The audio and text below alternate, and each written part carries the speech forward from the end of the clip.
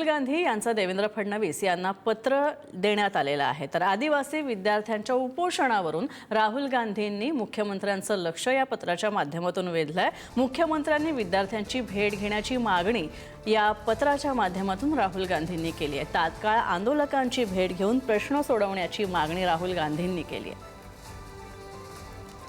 शिवाजी काळे आमचे दिल्लीचे प्रतिनिधी आमच्या सोबत आहेत। शिवाजी, का अपडेट्स या सगळ्याबद्दल?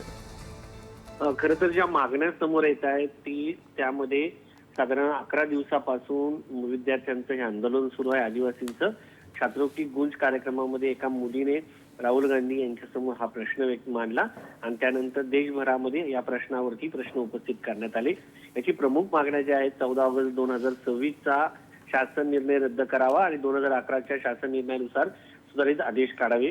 भत्ते व महागाई, विद्यार्थ्यांचे भत्ते, आर्थिक तरतूद, महागाई निर्देशांकाच्या संदर्भात जोडली जावी, सुरक्षा विम्याचा देखील प्रश्न आहे। असे जे प्रश्न आहेत त्याच्यासह राहुल गांधी यांनी आज राज्याचे मुख्यमंत्री देवेंद्र फडणवीस यांना उद्देशून एक ट्विट केलेलं आहे आणि या ट्विटमध्ये त्यांनी राहुल गांधी यांचं असं म्हणणं आहे की मुख्यमंत्री देवेंद्र फडणवीस यांनी या आंदोलकांची चर्चा करावी, त्यांची भेट घ्यावी आणि ज्या साधारणपणे महिला विद्यार्थिनींसाठी गर्भवती तपासणीसारख्या ज्या नवीन नियम आहेत ते कमी करावे। विद्यार्थी हे हक्क मागत आहेत असं राहुल गांधी यांचं म्हणणं आहे।